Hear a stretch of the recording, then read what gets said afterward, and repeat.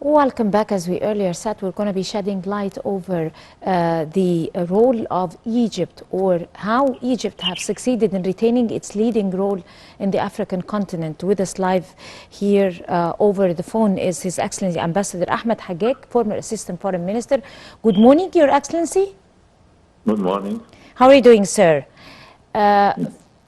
First of all, we would like to shed some light over the history of the Egyptian-African bilateral relations, or history of relations.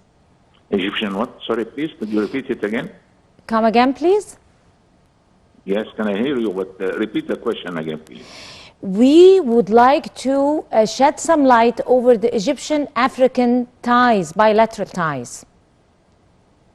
Yeah, it is very old from the pharaonic times, but recently Egypt has been very prominent in supporting African countries who were under colonialism to regain their independence. They rendered military assistance, economic assistance, cultural assistance. But recently, I think Egypt under President Sisi has been prominent in supporting the African economic integration. For the African Free Trade Zone was inaugurated under the chairmanship of President Sisi as the chairman of the African Union, and it has went into force in the 1st of January last year. I think the stream of African presidents coming to Cairo and the visit of President Sisi to several African countries is a testimony in this regard. Egypt is a member of the COMESA region, and its membership has allowed it to increase its trade exports to the biggest African trade region in the continent. But also we increase our imports because we need a lot of raw material for Egyptian industries. We train a lot of Africans in universities and in industry and other aspects of the economy. And I think we send a lot of our experts also for the technical assistance in Africa. And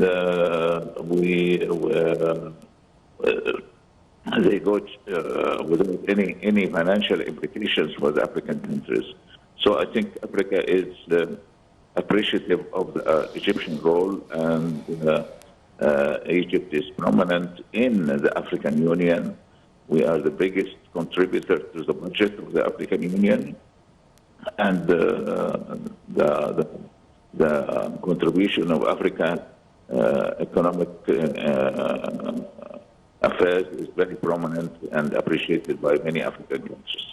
Right.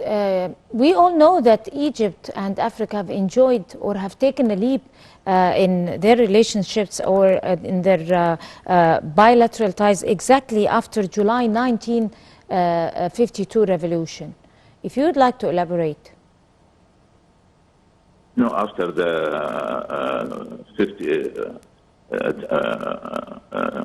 revolution of the 52, Egypt, as I mentioned before, was prominent under President Nasser. They rendered a lot of assistance to liberation movements in Africa.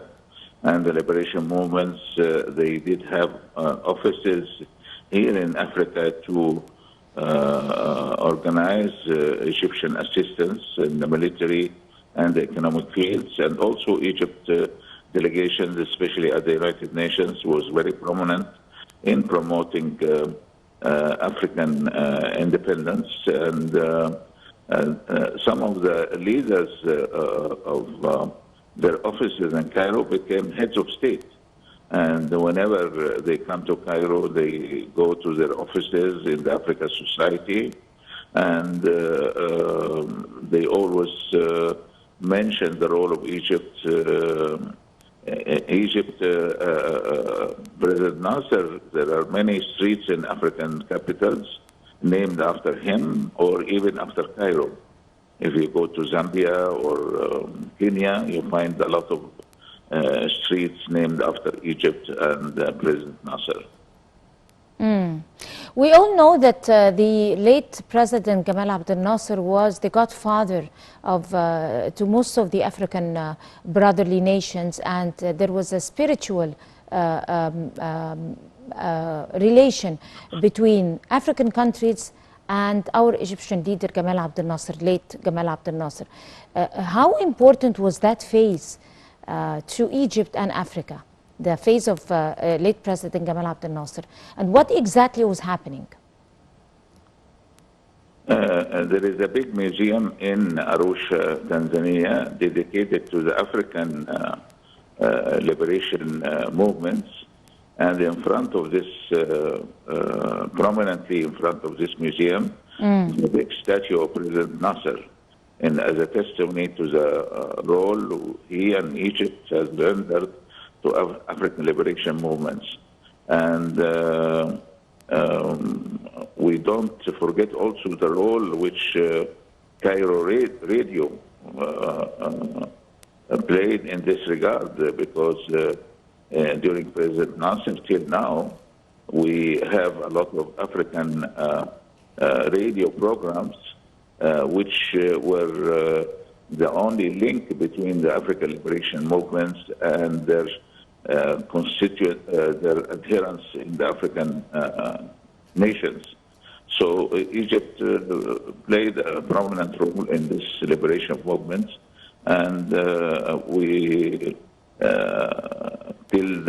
Egypt also was a founding member of the Organization of African Unity and the African Union, and they play a prominent role in any African organizations, and also promoting African culture and so on. Our great leader, President Abdel Fattah el-Sisi, and modern savior of the region, of course, there is a similarity between this current phase and the phase of Gamal Abdel Nasser in the sense of the soft power, in the sense of the patriotism, in the sense of solidarity of under one umbrella and under the supervision of Egypt retaining its lead role in the region, in the sense of bringing back all the brotherly countries and under his and our umbrella, and trying to form a unification and an entity that almost died for 30 years. If you like to elaborate on this in detail. President Sisi, as I mentioned before, was chairman of the African Union 7 years ago. And whenever he goes on an official visits to foreign countries, he puts African affairs and African causes in a prominent place in his talks with foreign leaders. You know, remember that the African Union asked President Sisi to speak on its behalf concerning climate change in different forums. And also they considered that the Sharm el-Sheikh conference, which will discuss international conference, which will be held here in Egypt on climate change, will be an African conference mainly, since the continent will be the mostly affected continent concerning African change. Although it does not produce a lot of harmful smoke and so on, but the African continent is going to be affected by the climate change, which is the responsibility of the leading industrial countries in the world. Right. Of course, as we all know, not only that, but the fact that Egypt have been recognized or distinguished by its soft diplomacy in the era of President Abdel Fattah el-Sisi, and his soft power, and that he started to use it ever since he stepped into office, have been significantly affecting a lot of development in the region and effected a lot of solidarity and unity in the African continent, in the sense of the APLP, in the sense of the International Youth Forum, in the sense of announcing Aswan as a capital to a cultural capital to the African continent, in the sense of boosting and empowering the African youth on equal foot with the Egyptian ones, and giving the boost and the empowerment to brotherly nations with the health campaigns and cultural campaigns and all those things. So how do you see that tightening and strengthening the bond between Egypt and Africa? I think the cultural affairs is prominent features of African-Egyptian relations. In the International Book Fair, which was inaugurated yesterday in Egypt, you find a lot of translations of literary books by Africans who won a Nobel Prize for Literature. And also, Egypt is hosting thousands of African students who study in Egyptian universities and institutions. And many Egyptian teachers also are now participating in lecturing in African universities at home. So the role of culture is a very important thing. And there is a project Egypt is promoting in order to launch an African satellite, which will be mainly for culture bonds among African countries, because, as you know, music and literature are an important grid which can bring nations of the world, especially the continent, together. So culture is very important element in cementing friendship. And youth also, as you notice, here in the Youth Forum, which was recently inaugurated in Egypt last month, the African participation was very strong. And the majority of the youth of the world who participated in this forum was from African countries. Right. With the advent of time and the change of circumstances and the pandemic that has been on almost for 3 years or more now, it have forced the world to change its maps, political maps and economic maps, and had affected a lot of changes in the sense of digitalizing our lives and also redirecting or redistributing our priorities. Many things were taken to be put ahead at the front of our agenda. How has that affected our vision when it comes to cooperation, economic cooperation with brotherly nations, Egypt's vision regarding the future in the region and all that? As I mentioned, Egypt is a prominent figure in the COMESA economic integration, and has been prominent in inaugurating the establishment of the African Trade Zone, which will help in bringing African trade interaction. And this will lead to a lot of employment in the African region. Employment also, Egypt is trying to assist many African countries who are suffering from the corona pandemic, which is affecting the economies of many African countries. And we intend to export the treatment very soon to several African countries in order to cope with the effects of this pandemic.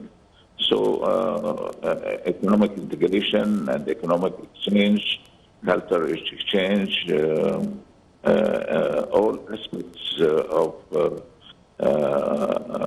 economic cooperation among the African countries, you'll find Egypt is trying unselfishly to assist African countries. We all know that there are most pressing common interests that Egypt share with some Nile Basin countries and with some African countries on many levels. There are very pressing issues, interests, and there are some interests for the future. If you would like to elaborate on that very important thing. Sorry, I would like you to repeat the question again. I was talking about the most pressing interests between Egypt and some brotherly countries. There are some Nile Basin countries that Egypt share pressing interests with them, and there are interests that are set for the future also with other countries. Talk to us about the common interests between Egypt in general, at large, between Egypt and some brotherly African countries. As I mentioned, Egypt renders its assistance without any selfish motivations, and this is appreciated in African-Egyptian relations for many decades now. We don't put any conditions for or reciprocal advantages for this assistance, and African countries who are developing countries, emerging countries, appreciate this sort of transactions between Egypt and several African countries. In Egypt, also in UNCTAD, which is having the developing countries, the organization biggest in the world, is trying to get preferential treatment to African exports to European Union, to the United States, and Asia also.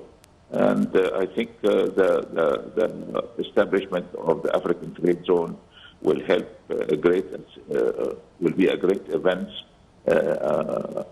in several years from now. Right. Ambassador Ahmed Hagaag, you're a former Assistant Foreign Minister. Would like to thank you very much. And of course, we're going to take a short break and we'll come to continue the breakfast show, so stay with us.